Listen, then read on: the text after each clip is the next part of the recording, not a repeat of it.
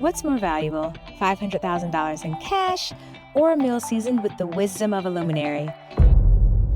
This is the tantalizing question that sparked the birth of a groundbreaking show, Lunch with a Luminary. Welcome to this week's episode of Lunch with a Luminary. Today, I have Catherine Brewton. Catherine is the Vice President of Creative at Broadcast Music, Inc. She's the co-founder of Georgia Entertainment Caucus and Atlanta's Black Walk of Fame. And she's the founder of Hope for Harvest, a nonprofit organization dedicated to assisting, encouraging, and educating the underserved and unhoused youth throughout the Charlotte community. She's an illustrious business executive and powerhouse creative and mentor. She is literally the epitome of our luminaries that we have in the fold. As a leader in the music rights management area, she's worked with a number of artists, including global artist and producer DJ Khaled. We have rapper Davido, producer Metro Booming, and writer Dallas Austin, as well as Nicki Minaj. And that's just to name a few. But let's just cut to the chase and talk directly to Catherine. Catherine, thank you so much for joining us. Thank you. Good afternoon, and thank you for having me. Of course. Now, you have an amazing career as a music executive, but we all kind of know who you've worked with. But how did you get started in music?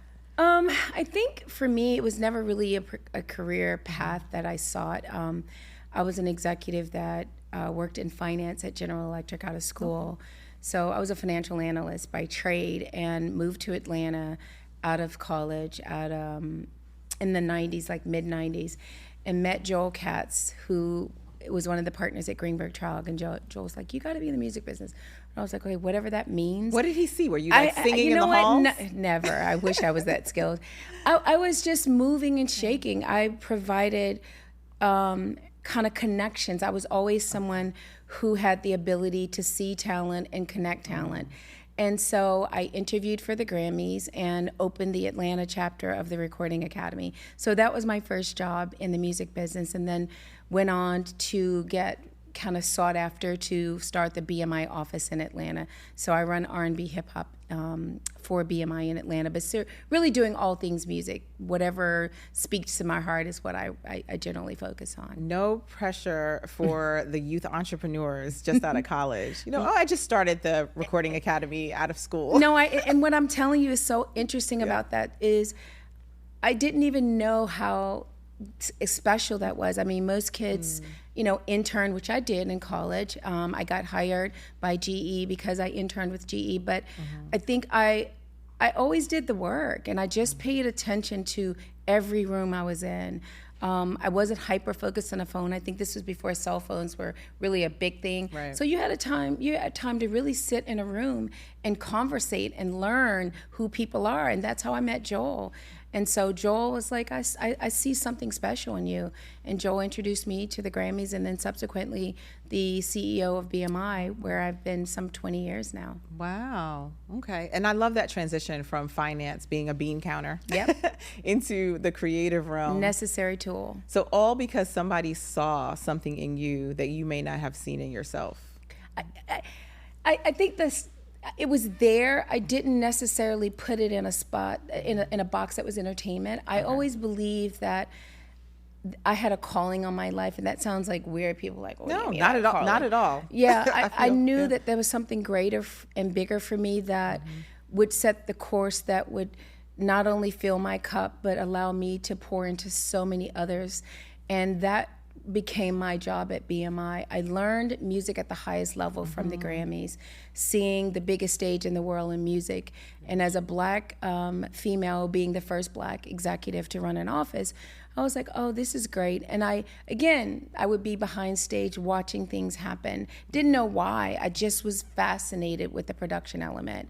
Fast forward to BMI, I then became responsible for producing 2 shows, The Trailblazers of Gospel Music, which we just held in March here. And we're going to LA for the R&B Hip Hop Awards in September, honoring a really extraordinary artist that we'll be naming soon. So I think all those things were tools that allow me to be successful in the space that I'm in. I needed to know how to do the business, which I learned at GE. But then the creative came about because I just would meet with people, I would learn their craft, and then I would go back and figure out how we can work together, help each other to support how they would build their business, because each creative is a business they have to build. And when you treat it as such, you're most likely going to be the most successful. Most people pursue it. It's like, oh, it's music, it's fun. No, it is that. You see the business side but of the it. business side, Okay. you have to go in pursuing what it really is. If it's not making money, it's a hobby.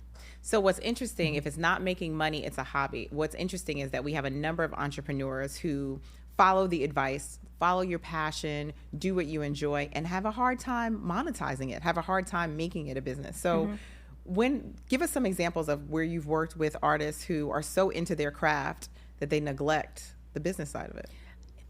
They become hyper-focused on, I think, the wrong things. Songwriting is probably one of the most fluid songwriting production crafts in the business, and thousands and thousands, hundreds of thousands of creatives make a living at it. A hit song in our system as a PRO, you can make millions of dollars. But what I think happens is people always pursue the stage. And the stage, again, if you're writing or touring, it's also highly monetizable.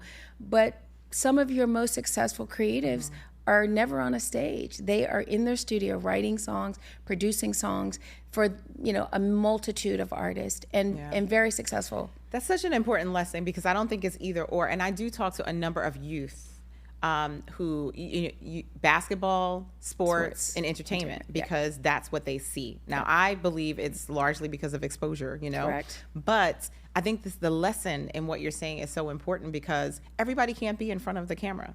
Everybody can't be the number one artist or a prime artist. And so I don't think we have enough individuals who are pursuing production, engineering, lighting, sound and lighting, right, backline. There are so many opportunities in the space that you can make a living at. And I think the more kids and the more young people understand those different buckets, I think the more they will really appreciate that, maybe your desire is to be an artist on stage. I was talking to Kirk Fuqua, who is a famed composer, lovely. I did an event with him, Seal, a bunch of guys called Sons and Their Fathers on Father's Day. And the whole narrative is, I feel like sometimes Black men don't get credit for being incredible present fathers. And I woke up and had that dream, and I literally made a note, and a year later I hosted that. But I was talking to Kirk, and now his son True wants to be a composer, an artist, producer, and songwriter. And so I said to Kirk and True on the phone, I said, so Kirk, how real do you want me to be? He said, no, I want you to really tell him the truth. He's in his maybe late teens, 19, I think first or second year in college. Right. I said, True, we are great at many things. I think we also feel like we can do many things. I said, but I tell creatives all the time, you could only really pursue something that's groundbreaking in one capacity to really make it make sense. And I said, I don't believe anyone could do 100 things. I mean, there are the Prince and the Michael Jacksons and the Beyoncés. I mean, there are anomalies. I said, but find the thing that speaks to your soul. Not to say don't try them. All those buckets are great things. I said, but find a place to land the plane. It can't. You don't have enough hours in the day to do it all. I said, your father is one of the most prolific, probably the top 2 or 3 TV composers in the game. And I said, he's also a musician, but he brought in other musicians to help build his empire. I said, so take a lesson from that. And he said, that's probably one of the best things you could have ever said to my son, because he'll hear from me. The messenger makes a difference. But he watched you and he had such admiration. I think you will give him something to take away and think about. That's great advice. And I've been purposeful with my children when there are certain messages that I know they will literally filter if it's coming from my mouth. I'll talk to friends. That's what aunties are for, right? Family members, share that with them. So that was really good that you imparted that. And I think it's also a lesson for entrepreneurs. I talk in my book about, just being focused. It doesn't mean that you don't want to quell anybody's enthusiasm or anybody's passion. So that's not the point. But I do think it's important to phase things out, to have a strategic plan. I gave the example of the Chinese restaurant in New York where you walk in, they're selling calling cards over here, Chinese food over here, and jewelry in the front, right? Too many things. Doing all the things, right? And so, it doesn't mean that your brand is not extensible, where you can do, and even some of the entertainers now, right? They'll sell perfume and beauty products, but it's phasing, right? But they've hit a certain threshold, a certain level. With the first thing. There you go. Right. And as you become more successful, then it gives you the bandwidth to add stuff to your bucket. And the money. And the money. I've sat on this real estate in Charlotte for almost a decade, I'm embarrassed to say, and didn't do much because I don't want to be mediocre. I don't want to be a mediocre, why can I say mediocre? Mediocre person in anything that I do. I don't subscribe to the fact that I'm going to be great, right? But my mom built an incredible empire that was 100% service oriented. And so me understanding and really having to step back and grieve and then step back in to say, what is the value that I add now? I get it. And so some would say, well, you sat on all that real estate and didn't do anything. No, but God preserved it in all the time that I set. Timing is everything. Timing is everything. Absolutely. So now the landscape has allowed me to really cultivate what I now know is my vision, which is added value to the footprint that she's already laid. I hear such joy coming from you. And one thing I always say is that where your profession and your passion can intersect, that is joy. That is pure. That is the ideal situation. And so you've gotten to that point, right? Where you found your skills, like where you really excel, and linking that with passion, right? A passion project. So tell me a little bit about what you've got going on in Charlotte. So, my mom, who was a pastor, I lost my dad to gun violence, and she moved out of a neighborhood where she went back and bought up the block. I mean, and that seems to be a current thing now. Yeah. At Omar Epps, everybody's buying up the blocks in their respective neighborhoods. And so I found in her death, she was my mom and still is my mom some decade later. But I've discovered that she was an entrepreneur, a pastor, a mother, a mentor to so many people. But I think the thing that really spoke to me at this juncture is, how do you now create an ecosystem of sustainability beyond her as a figurehead? So many visions are tied to the visionary.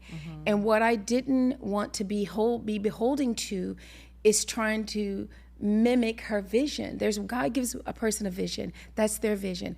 How do I now, on the foundation that's been laid, grow new fruit from that vision? And that's where I'm at now. We're going to do a container home, affordable housing, mixed use community. I've renovated the youth center that functions full time as a center that kids can get snacks, shoes, underwear. Wow, awesome. They can get after school tutorial services. We do an 8-week free summer camp. We have 2 women and men's shelter within kind of a half-a-mile radius. There's a children's shelter, didn't know that exists. And then we've partnered, I think 2 years ago, with group homes. COVID did a number on kids and families. So many kids who are now multicultural ended up in group homes. So our demo that we serve are the super needed kids. And it's been just a pleasure for me to understand the ecosystem, take like baby steps to really get to the point where we're now scaling and about to open remodel a second building to provide additional services. So how did you do this while working full-time at Broadcast Music? Is this something that eventually, just talk to, because a lot of people have this challenge, right? Yeah. It's the juggle between your passion projects, which require your time and your energy. Which is legacy. Right, and how you pay your bills. Yeah, so, I mean, I think for me, and I'm very happy to share that, BMI was very much aware of what my mom did, and I had staff. We have staff in Charlotte, so it doesn't require me to be hyper-focused day to day, even though I am hands-on and I'm boots on the ground. I will go on the 26th, I think it was the Friday the 26th, for a open house and meeting some of the parents and some of the kids. There's full-time construction going on right now that I'm on the phone every morning. That's one of my check-ins. So I think it's just balance. I know I'm never going to negate what I get paid to do ever. And so my days are sometimes 10, 12 hours because when I'm off the clock at BMI, I'm checking in with my program director and the staff to make sure that, if I'm needed, I'm available. And then I have a board at Hope for Harvest. So we've got an extraordinary, incredible board of music folks. My best friend of 20 plus years, her husband's the CEO of BOA Foundation, and he's also the president CEO of Baxter. So they have been big supporters. Khaled has been an extraordinary supporter. Rodney Jerkins has been a supporter. So I have been blessed in the sense that I don't have to be in the streets banging out for music. Your network is truly my your network. Yeah. Has truly amazing. Been the biggest gift that God has given me. So now you said something really interesting about many times the visionary being directly attached to the success or the legacy. So how does your vision for Hope of Harvest differ from your mom's or build on your mom's? My mom was a pastor, and I think so much of her work came from a place of her healing from the loss of her husband, my dad. And I think out of that was birthed this whole notion that she watched after my dad was murdered during the early 90s where crack had decimated Black America. She felt the call back to say, I don't want other kids to suffer the loss that I suffered. And so I didn't really understand it until I now had to go and research it, working on this documentary. She was just a woman with a lot of faith, not necessarily always the money, but the money always manifested itself because she believed that it was bigger than what she could do, but God would always purpose it and make it make sense in the end. Do you believe that? 1,000%. I've seen it happen in real time. I think we get so confined to what we believe is this space that we're in or what we're relegated to. And I believe that, but for God, we all have an opportunity to be bigger than the tallest mountain. And I watched a woman who served the homeless and the poor build millions and millions and millions of dollars of real estate debt-free. So that was a saving grace. I didn't have the debt service of the buildings commercial, and there was 20-something houses at one point. But I had to maintain it, and so I knew that I had to find where do I plug in, and how do I make this something that I could sustain, not living here, not a pastor. And I had to years affirm to everybody, I'm not my mother. I'm not, and I don't want to be forced to try to maintain something that she built. I had to pull back and repurpose and reimagine what would my footprint look like, and that's what I'm doing now. There's the housing component. There's a 15,000 square foot multi-purpose gym that will be renovated that I partner with Dominique Wilkins Flooring Company. So we'll do events. I want to do a certain caliber of events in that space. I just launched a second computer lab. So we have a computer lab in the small building that kids have access to for free. Then we just launched a second lab. In the bigger building, I will do a photography studio. So I want services. All these things that are are needed in this ecosystem that can continue to feed the nonprofit piece, which is the piece that is Hope for Harvest. And then the housing, again, is how, if I put the housing component on there, on the property, which we have, I think there's somewhere 14 houses now. Okay. 8 of which 8 is just lots. I've torn down the houses and we're going to rebuild, and then a bigger lot that we'll put the container homes on. An entire community with all of the necessary supports, completely reimagined. Grocery store. Yeah. I don't want the traditional things that go in mixed-use neighborhoods. Right. So there will be no food deserts, check cashing, and good. No hair shops, no nail shops. Yeah. I want, a charging station, gas station, a healthy foods, a market, things that really add intentional value. Development. Intentional. Right. Ecosystem. I want a dog park. I like dogs. A friend of mine has a dog park in Buckhead Shops that I want to take a similar type of replicate footprint. That. But I want to add wine in a dog park. I don't know. Wine in a dog park. So the adults can have wine and the dogs can play. I might walk my dog more often if I had wine in the dog park. That's pretty So that's what I'm thinking. That is great. And, you know, it's such a wonderful way to honor your mother. Like, even though you're building, that's what we all want, right? We want for our next generation or our children, you want to give them more, ideally, than you had. And here she was able to gift this to the next generation, to you and your siblings. And you're building on it. You're not just literally building on it, but you are expanding the vision in such a way that her impact, even beyond her life, her impact is continuing. So talk about, like, I think you have your documentary, right, Yes. as well. So I have a manuscript that she wrote some 15 years ago. That So she was going to put out a book. Excellent. Yes. Yep. Okay. And for whatever reason, it was done, and they never sought the publisher. She just went from one project to the next to the next, and so a true entrepreneur. A true entrepreneur. And so I got the manuscript, and over the course of probably like 4 months, I started reading it, and I'd become so emotional. So I finally got through it, and I started pursuing publishing the book, but everybody was like, rewrite it.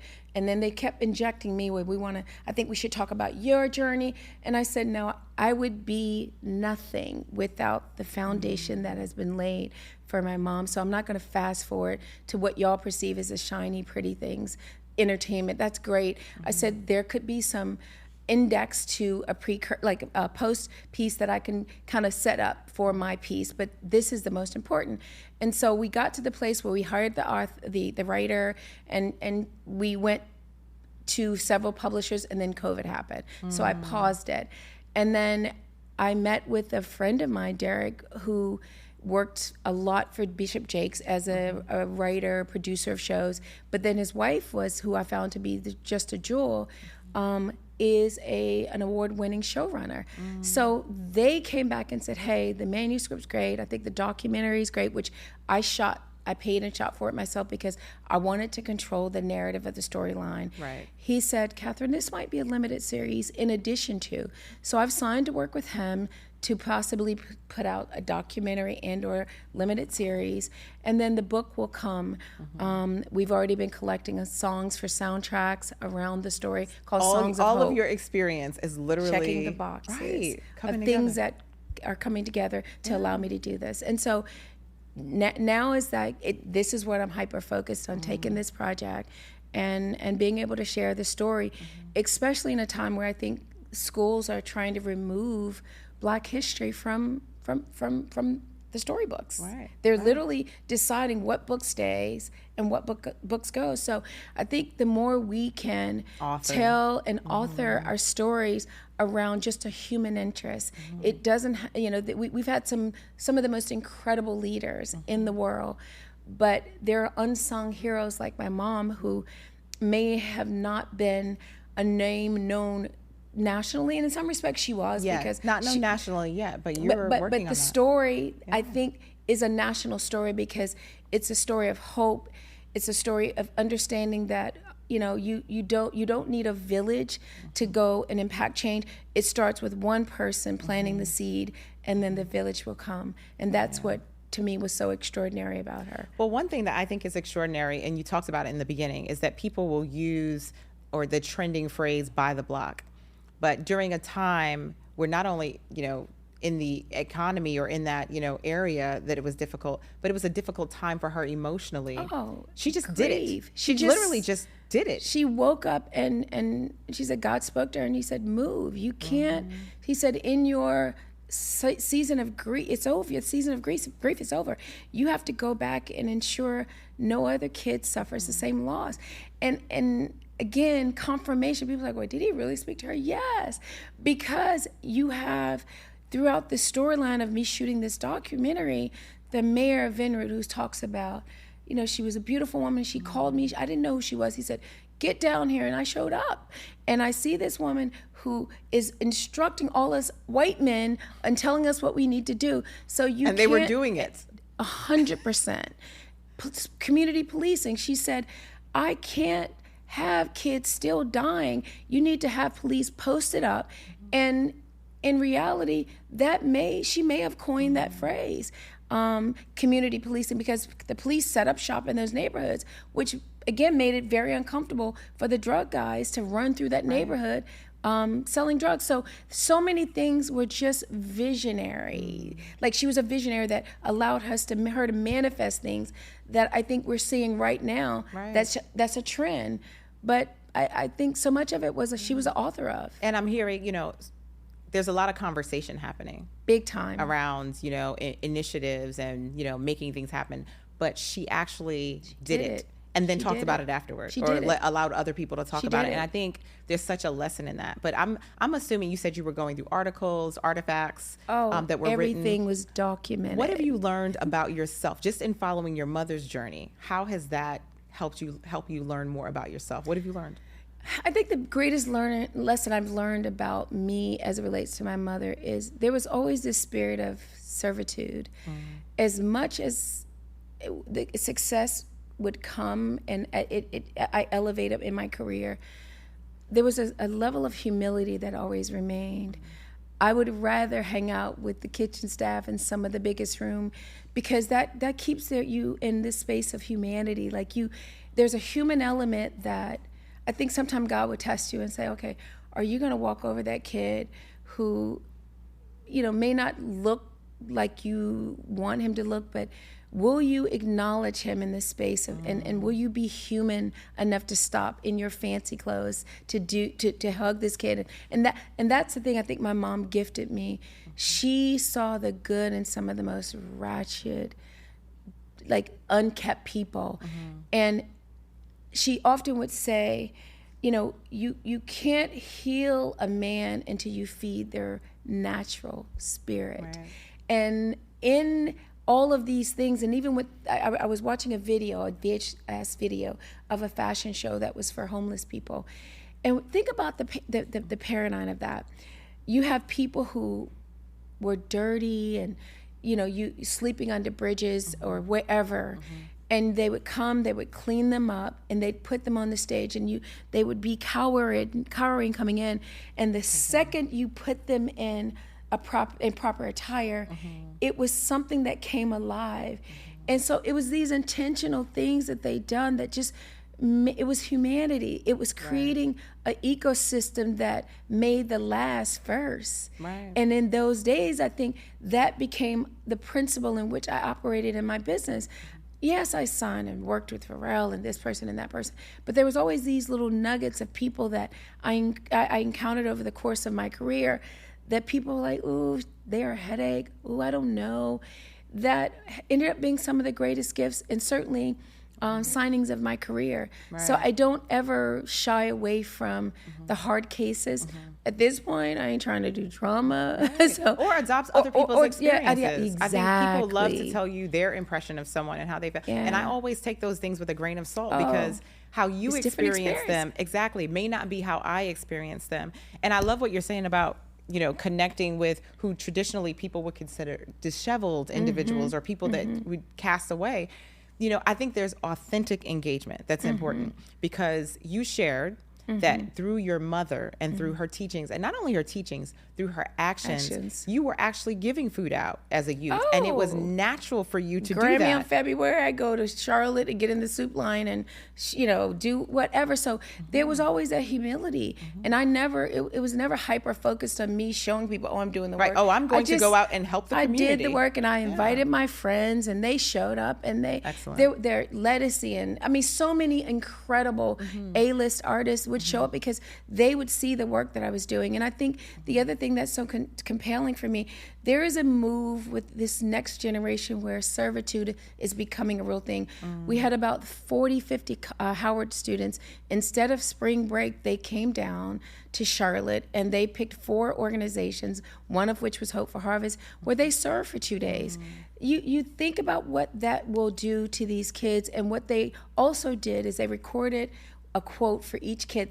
Some had like a quote, some were words of intention that we will then share with the kids when they come to camp in June. So I think there is a shift where kids are now seeing the value in service and seeing the value in not taking your week or two and going and partying and coming back and you're tired and you almost don't remember most of what you did. As long as they have opportunities to do that. And one of the, the great things about this generation, say what you want about the generation, but one of the great things about this generation is that they put purpose ahead of profit in most scenarios. So whereas in days past, in order to, incentivize individuals to be able to, move up in the corporate ladder, et cetera, they would, come up with monetary incentives and programs. Nowadays, if you look at the data, individuals are more likely to join an organization if they align with your purpose. And so that's a lesson in and of itself for entrepreneurs. If you're starting a business and you're just solely focused on the numbers, you are going to do yourself a disservice because you're not going to be able to find team members because you don't have a vision that they can People are mission driven. What's your mission?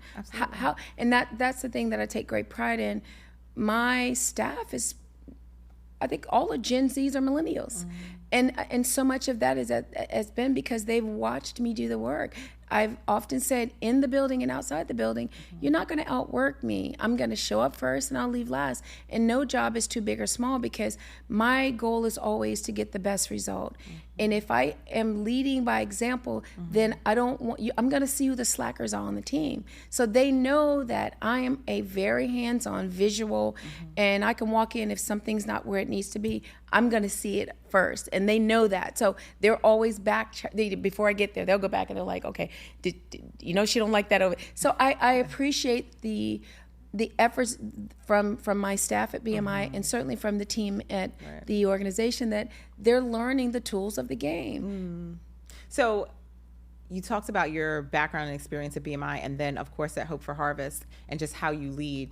But what's been one of the hardest lessons that you've had to learn in either environment? Hardest lesson you've had to learn? Patience, just really being able to understand that, you can't. I'm a real analytical person on one brain, but then a creative, and that's not really often you find people who are super analytical and super creative. And I think sometimes the analytical part of me is ahead of what sometimes is the process to get to the creative. And so I think I've gotten better at really just saying, Catherine, it's okay. You, like even at rehearsals for Trailblazers, always my favorite moment before we hit the stage because I'm able to now, we program the show, but I'm able to see, what the room will get the next day before rehearsal. And so I think it's just really being patient and trusting the process and allowing my gifts, whatever they are, to be shared, falling back in some cases to let other team members lead that I feel who've earned the space to lead, passing on things that I feel like other people can take. A couple of times, Billboard Power 100, I'll say, hey, can you acknowledge one of my people? I've done it, but again, that's the humility in me, understanding that if I'm raising and pushing forward future leaders, then I've done my job. It's but you not learned enough that from to your mother because she put others first, and you just translated it into a corporate environment. The biggest fallacy is being one of one. You know, like you have to make sure that you have curated and cultivated a team that can march forward whether you're in position or not. Now, are they No. But have you given them the tools to operate at a level that they can sustain in your absence? That would be my greatest attribute. So amazing background and story. One of the things that we talk about in the Business Boost Society community for entrepreneurs is, of course, growing and scaling the business, but we also talk about honing your weaknesses and figuring out where your weaknesses are so you can strengthen them. So as a leader, you've shared amazing tips on kind of how to play to your strengths, but how have you identified what your, not so strong points and weak points are, and how do you work on them? Hyper-focused on perfection, and it doesn't exist. That's my weakness. I want things perfect. Again, if a glass is here and if it's moved, what difference does it make? But there were times where I am just really hyper focused on every nuance. And that's something that's been hard for me. At home, it's like you walk in and you can tell if the housekeeper moved a glass or a vase. That's silly. So those are the things I have to talk myself off. So just being aware of it. Just being aware. Okay. Those are small things. Don't sweat the small things, sweat, Catherine. yeah. I have to talk to myself Catherine, don't sweat the small things. So those are things that I think I've had to work on hard and be super focused on not letting that distract you from the bigger mission. Has it made you, from a leadership perspective, was there ever a point in time where that perfectionism spilled over into micromanaging?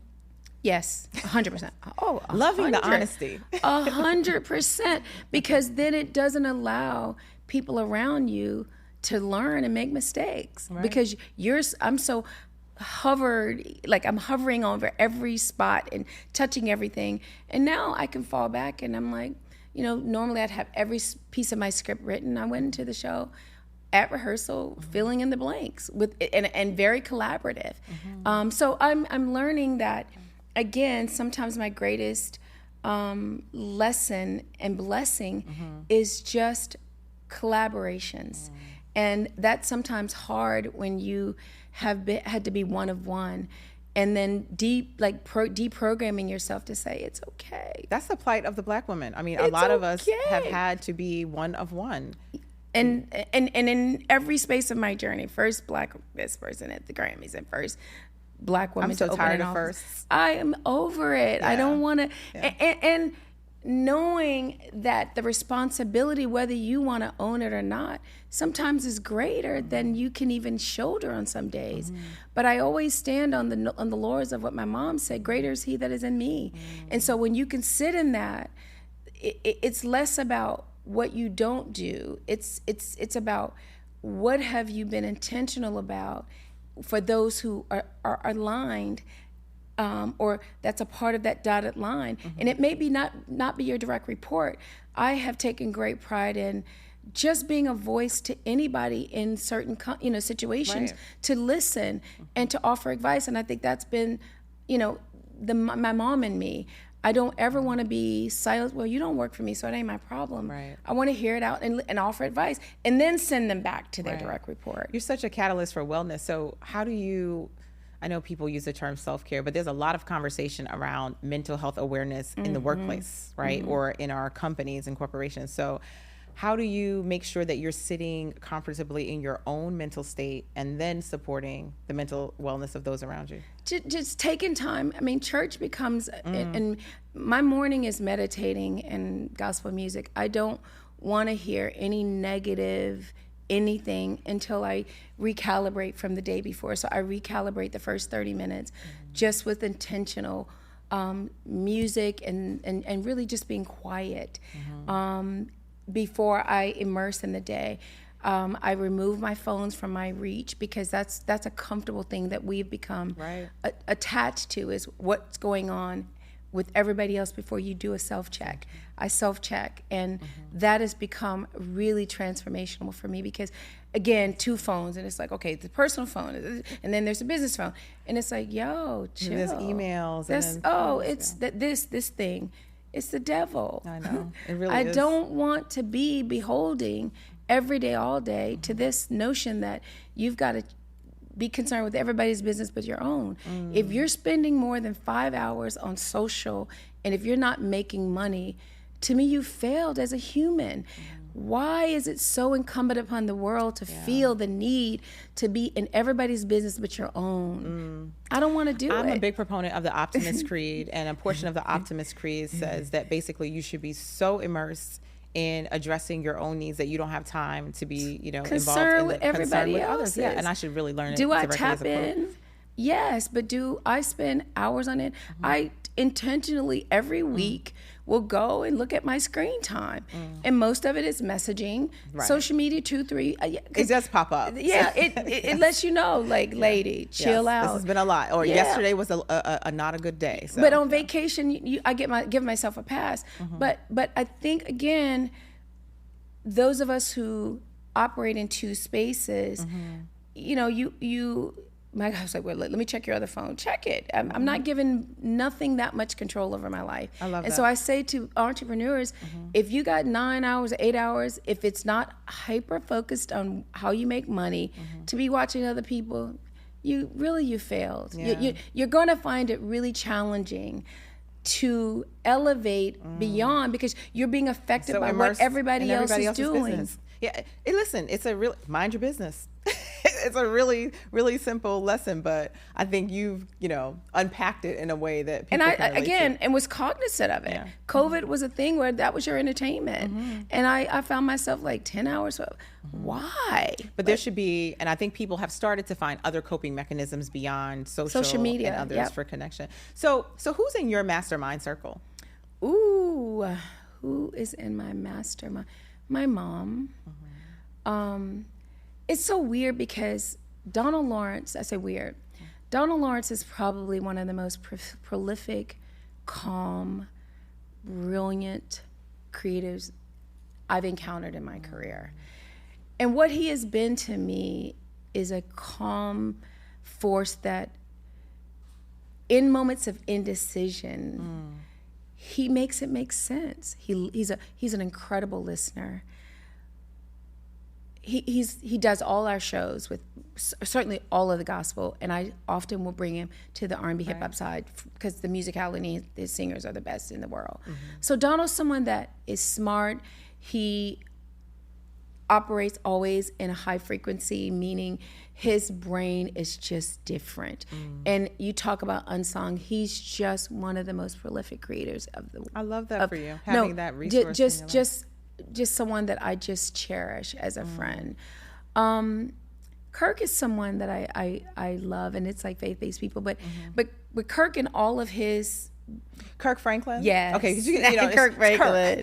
Kirk is just, then there's Beyonce. Yeah, Beyonce. He's someone I, again, just find great solace in knowing that he's the bar, but he's always so humbling in terms of just self-check. What do you think, Ed? Am I doing too much? I'm like, no, shut up. Get off my phone. So he's someone else that I adore. Who else?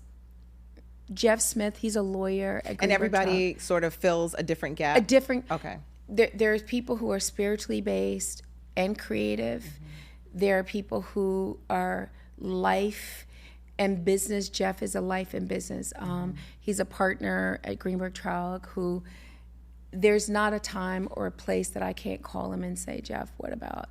He's going to give me a super analytical, high level, and I'm like, okay, slow down. Break that down again for me. So he's someone that I got connected with via Joel, and I just became someone that he, at all costs, will make sure is really good. I love that. And one of the things, you have to kind of know yourself. So I know that I am not a risk-averse person. So I will take risks. I have always been that way. I will take risks. And so when I think about my mastermind circle and the folks that I have around me, I always make sure that I run things by people who are like naysayers, consider negative, but can be the devil's advocate because I know as a compliment, I need that other side because I'm going to make it happen no matter what. I'll figure it out. And I love the way you've identified, okay, this one is my calm, this one's analytical, to kind of put your whole... Because I'm many things, and I think I need reference points in different places, and we all do. You have people that represent different things that sometimes, again, I don't want to talk to Jeff about music necessarily, even though he's a music attorney who represents some of the biggest catalogs in the world. But it's always a business stuff. How and what. He represented Jimmy Buffett before his estate and Jimmy before he died.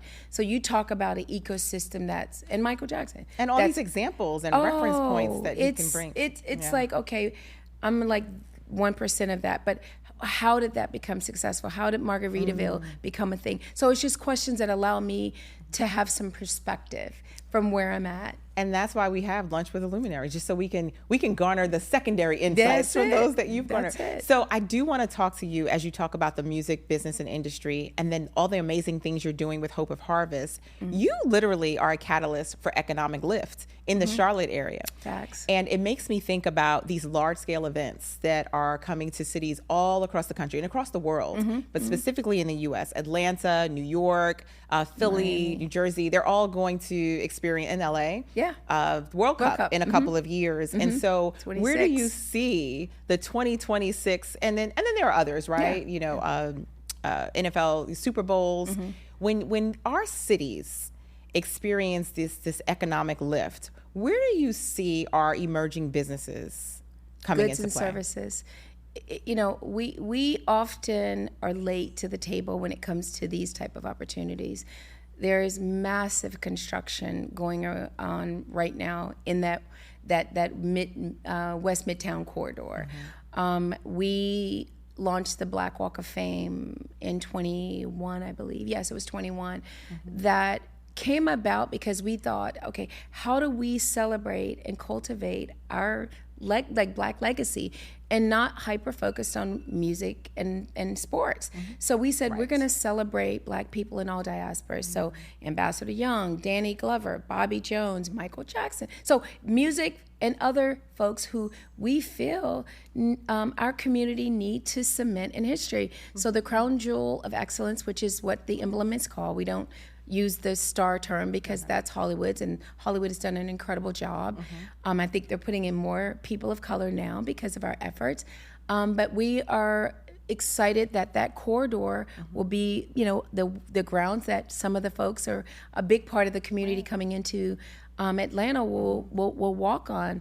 We hope to launch a digital component, which we're hoping to partner with a entity where we'll be able to scan the emblems and learn about a Michael or Ambassador Young, who we inducted in February. So we do not have to go to the West Coast to experience greatness. You will be able to experience it on MLK and Northside in front of Mercedes-Benz Dome. So super excited about that. So in terms of economic impact, what goods or services could one offer? Food and entertainment. Those are the two things that everybody's going to need. So all the big developers are buying up all that land in those corridors. And I just met with Representative Willis, who is the state rep for that corridor, about what is going on. How do we make available opportunities for that corridor? And so she's like you, I'm learning. And so I think the conversations have to be had now, like you're doing. What are the impacts? How do we bring minority businesses into the fold to be able to have an impact? Yeah, and one thing that I talk to people about is when these events come here, there are needs in hospitality. If you are a makeup artist, if you are, you know, these entertainers and athletes that are coming, transportation is going to be huge. Event planning is going to be huge. So you can literally include every industry of business or every sector of business. 100%. There's an opportunity. And technology. There's going to be a need from technology and marketing. And so I just want to make sure that, you know, our emerging businesses recognize that, plan for it, and take advantage of it right now. But what do you think the role of our musicians, our artists who have amazing platforms for making sure that these businesses are even aware? What could that look like? I think the ancillary, like the brands that will come in around the World Cup, I think there's going to be enormous opportunities. You know, I was at the announcement of the World Cup at the FIFA event in LA a year and a half ago, and what is clear is FIFA is the top of the food chain in terms of sports. Lots of money. It's a sport that's global, that probably is, some would say maybe Formula One, but I think the World Cup is the top of the food chain. Absolutely. 1,000%. So I think we have to now figure out what are those buckets and where can we come together and garner access to be a part of it. The music community is always going to get tapped. Where and how and in what capacity, I think it's yet to be determined. So much of what FIFA will do will come through their pipeline, but then there's all these ancillary things that will happen around the World Cup where I think it will be opportunity zones. Yeah, and I agree with you. The World Cup and a ton of different large events, and that's why we created the Business Boost Society to it's free, right? Just have them there and coalesce. And I That's think awesome. the more messages we can have to say, if you want to take advantage of this and you want to be seen, just be in the folds, be in the community, get in the block. So Yeah, that we can and what make is it the available. Chamber of Commerce doing to engage the community about it? I think we get so hyper focused on, things that we think we know, but what's the conduit for the community to learn about the opportunities, and have there been, commissions or groups set up for people who desire to possibly get involved as a vendor for the World Cup? What does that look like? Absolutely. So, I think we More have to come put on that, Catherine. Okay, listen, circle back, girl, because I'm literally here to really understand, the ecosystem.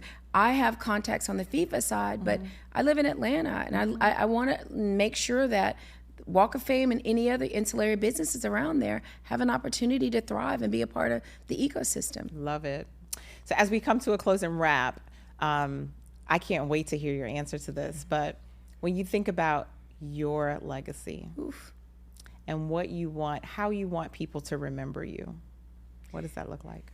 It's so funny, and people laugh when they say this. I've had an illustrious career, and I certainly don't ever dim my light on what I've done. I say what I've got done to get, to get here, and what I get paid to do.